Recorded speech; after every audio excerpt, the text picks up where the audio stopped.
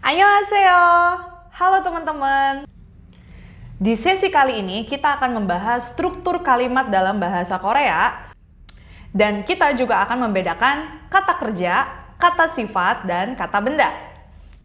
Nah, teman-teman masih ingat kan di sesi sebelumnya kita sudah belajar struktur kalimat dalam bahasa Korea.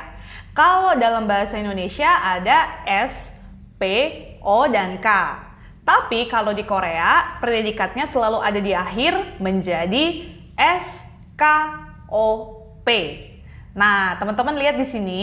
Jadi, kalau misalnya kita mau membuat kalimat dalam bahasa Korea, kita harus ingat dalam subjek, keterangan, objek, dan predikat, jenis kosakata apa aja yang bisa masuk ke dalam subjek, keterangan, objek, bahkan predikat, ya. Nah, sama-sama kita lihat di sini. Jadi, kalau subjek itu bisa menggunakan kata benda. Oke, teman-teman? Ya, kalau kayak gini kita sudah belajar juga partikel apa aja yang dipakai, ya kan? Kemudian, kalau di keterangan bisa menggunakan kata benda yang berhubungan dengan penunjuk waktu dan juga keterangan tempat. Dan kalau objek bisa menggunakan kata benda. Nah, di level ini kita akan belajar partikel subjek dan juga partikel objek. Jadi ketika kalian membuat kalimat, kalian tahu nih pakai partikel yang mana. Kemudian untuk predikat, nah untuk predikat ini ada 3 jenis kosakata yang bisa dipakai. Yang pertama ada kata benda yang ditempel dengan partikel ida berubah menjadi ieyo atau yeyo yang berarti adalah. Dan juga predikat juga bisa menggunakan kata kerja atau kata sifat yang ditempel dengan bentuk masa sekarang, lampau, dan masa depan. Di level ini kita belajar menggunakan bentuk masa sekarang yang ditempel dengan kata kerja dan kata sifat. Dan untuk bentuk masa depan dan masa lampau akan kita pelajari di level selanjutnya.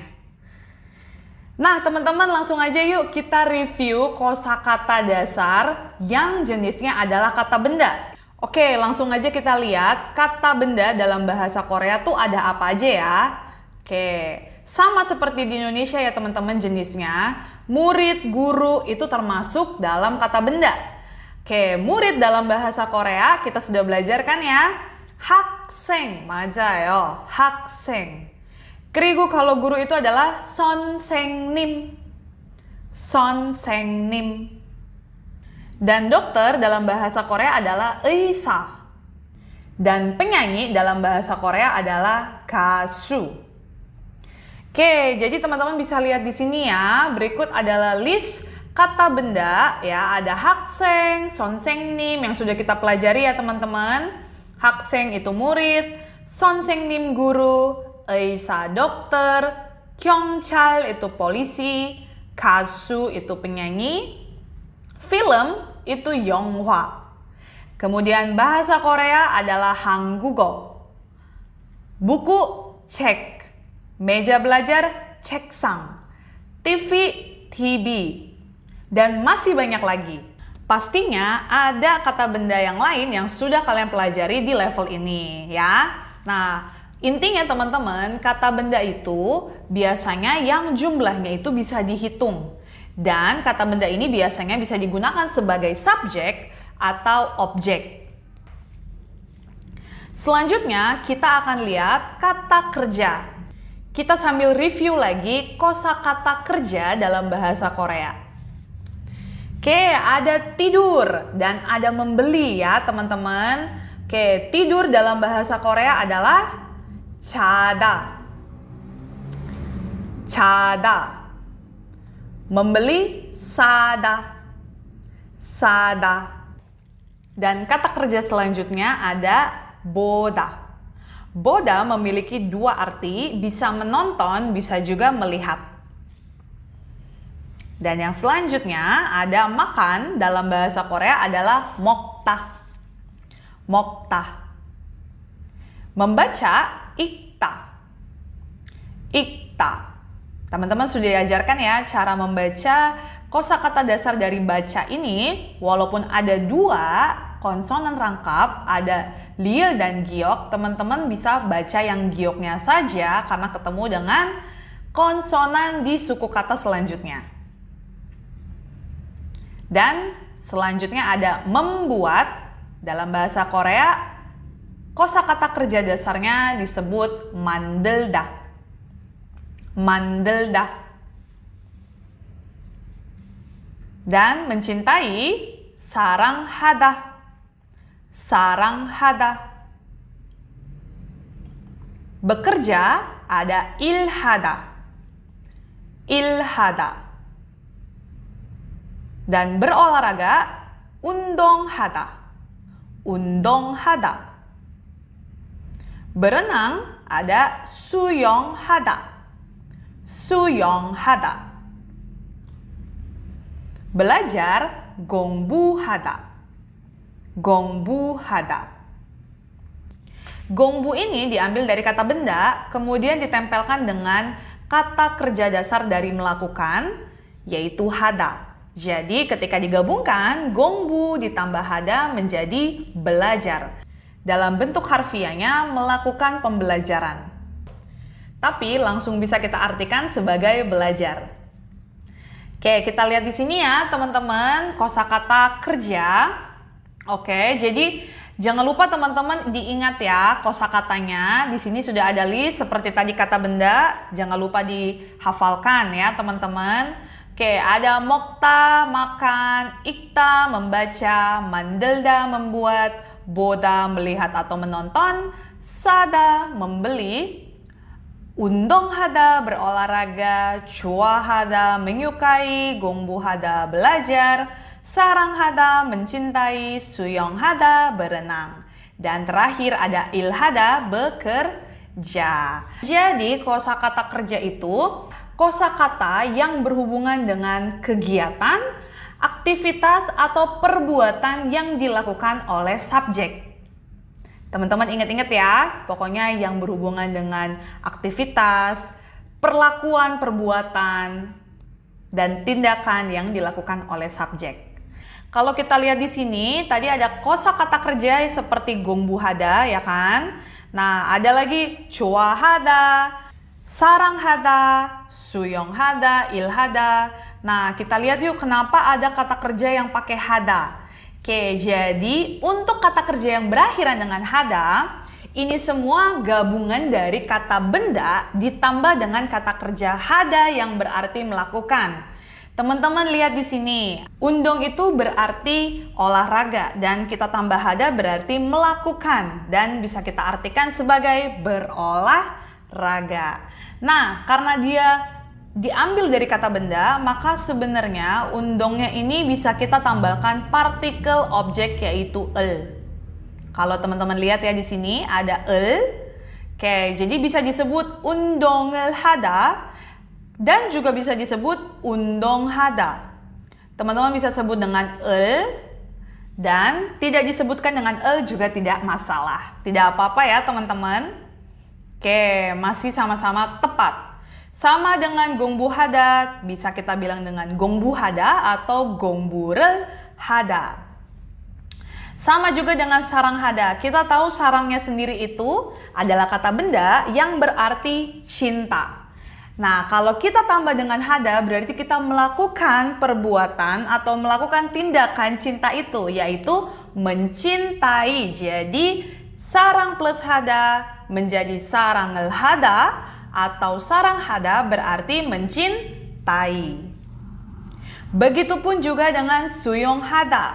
Ya, kalian bisa bilang 수영을 하다 atau 수영하다, artinya sama-sama berenang. Begitupun dengan ilhada. Ya, il ditambah hada, kalian bisa bilang irel hada atau ilhada. Ya, il kata benda yang berarti pekerjaan atau suatu hal, ya teman-teman. Dan kita tambahkan dengan kata kerja melakukan, yaitu hada, berarti melakukan pekerjaan atau bekerja. Ternyata ada beberapa kata kerja yang menggunakan hada di akhirnya. Tapi nggak semua kata kerja itu teman-teman harus tambahkan hada ya. Ingat, ada kada, oda, mokta, kemudian ikta, ini semua kata kerja yang sudah paten ya. tidak boleh ditambahkan dengan hada-hada lagi. Jadi nggak boleh ada yang bilang mogo hada, nggak ada yang kayak gitu ya. Atau ilgo hada, itu nggak ada ya teman-teman, karena itu sudah menjadi satu kesatuan kata kerja. Oke, kalau kalian mungkin masih bingung, Sam, kenapa sih harus pakai el atau rel? Nah, kan aku udah bilang ya, mau itu gongburel hada atau gongbu hada, artinya tetap sama-sama belajar, kegiatan belajar. Kalau misalnya mau lihat lagi bedanya, jadi kalau gongburel hada itu bentuknya dapat digunakan baik dalam lisan maupun tulisan. Namun sering kita temukan penggunaannya dalam tulisan. Sementara kalau gongbu hada, ya nggak pakai partikel objek, ini lebih sering kita gunakan dalam bahasa lisan. Tapi tidak ada bedanya, sama-sama ya teman-teman, kalian mau bilang gongburel hada atau gongbu hada, tidak jadi masalah. Oke, karena sama-sama artinya tetap belajar. Selanjutnya, terakhir ada kata sifat. Kata sifat ada apa aja? Kita sama-sama lihat ya teman-teman. Kata sifat ada mahal dan murah. Mahal dalam bahasa Korea adalah 비싸다. 비싸다. Dan kalau murah ada 싸다. 싸다. Dan kalau sehat ada 건강하다.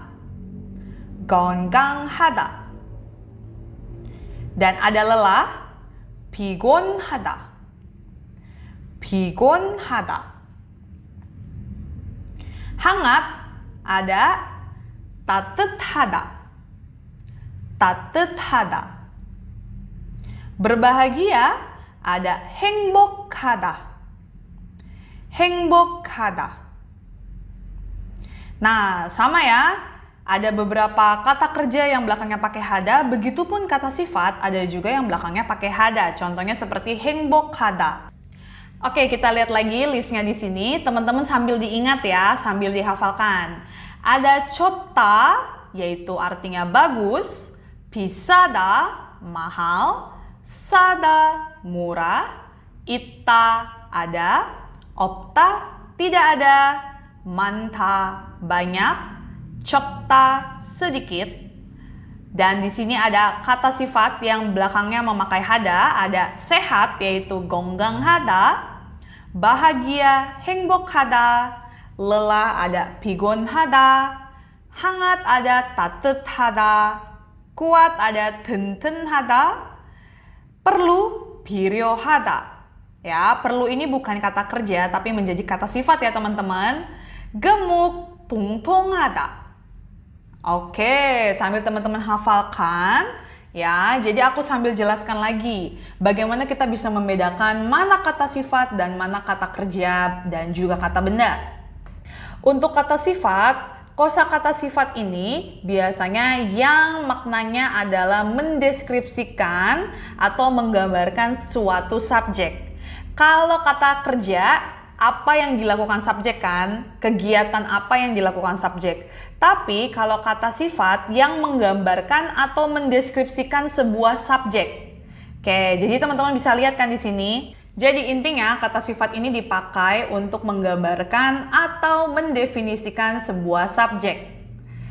Oke ya, kita lihat lagi di sini yuk teman-teman. Kata sifat yang berakhiran dengan hada. Oke, kalau kata sifat yang berakhiran dengan hada, ini bukan berasal dari kata benda, tapi memang sudah menjadi satu kesatuan kata sifat. Makanya kalau menunjukkan kata sifat, kita nggak bisa tambahin dengan objek lagi seperti kata kerja. Kita lihat ya teman-teman di sini ada 행복 ditambah hada. Kita nggak bisa tambahin 행복nya dengan partikel objek, karena ini sudah jadi satu kesatuan kata sifat. Maka dari itu, 행복 plus hada tetap kita bilang 행복하다. Jadi jangan ditambahkan dengan partikel objek ya teman-teman. Itu hanya berlaku untuk kata kerja. 피곤 ditambah hada tidak bisa menjadi 피곤을 하다, tapi hanya bisa kita bilang dengan 피곤하다. Begitupun 따뜻 ditambah hada tidak bisa kita bilang 따뜻을 하다, ya tidak ada. tapi hanya kita bisa bilang dengan 따뜻하다. Begitupun dengan 필요 ditambah hada, tidak bisa kita bilang 필요를 하다, tapi hanya boleh kita ucapkan sebagai 필요하다. Oke, sampai di sini teman-teman sudah bisa hafalkan kan? Sudah bisa bedakan mana kata benda, yang mana kata kerja, dan yang mana kata sifat. Kalau gitu, sekarang kita main kuis bersama dengan Natasha Sam. Oke, di kuis kali ini teman-teman hanya perlu pilih yang manakah kata kerja dan yang manakah kata sifat. Karena di kuis kali ini kita akan melihat dua kata kerja dan kata sifat yang sama-sama berakhiran hada. Tapi karena kita udah belajar, teman-teman dan juga sudah hafalin kosakatanya ya. Jadi teman-teman bisa bedain nih, oh aku tahu nih yang ini adalah kata sifat.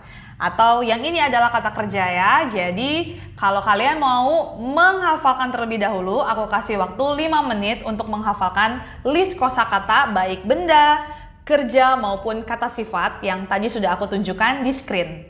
Oke, silakan teman-teman ambil waktu kalian untuk menghafalkan kembali kosakata baik benda, kerja maupun sifat.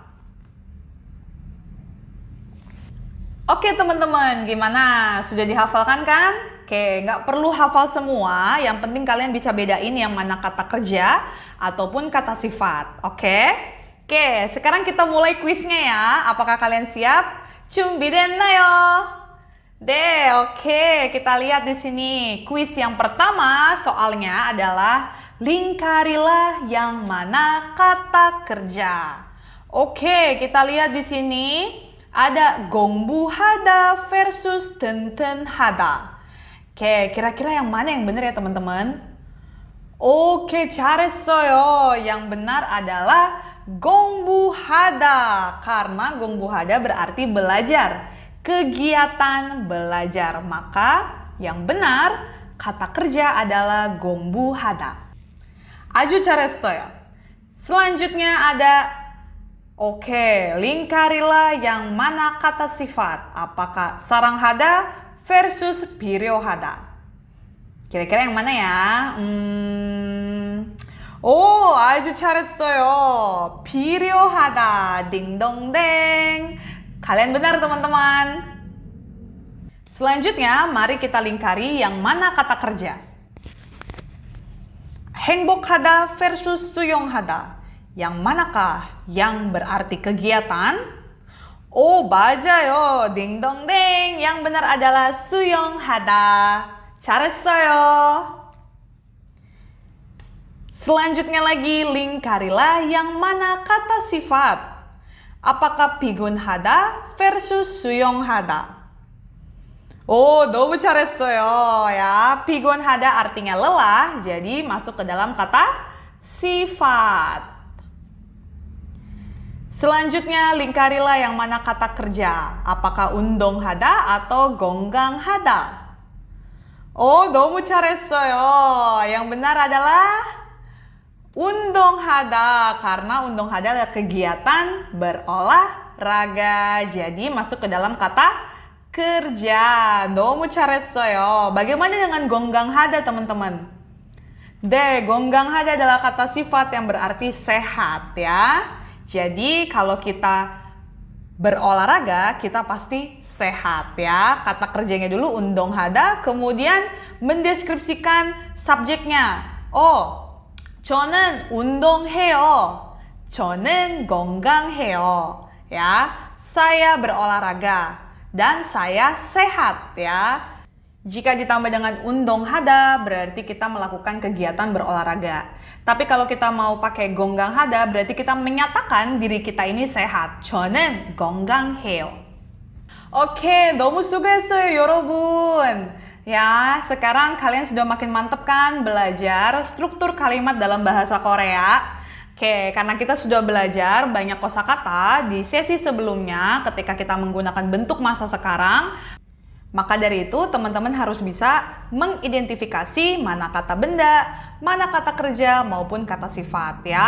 Karena kata kerja dan kata sifat ada yang berakhiran dengan hada, teman-teman tetap harus lihat yang mana yang kata sifat dan yang mana kata benda. Oke, nanti kedepannya kalau kalian mau belajar bahasa Korea, membuat kalimat sudah semakin lancar pastinya.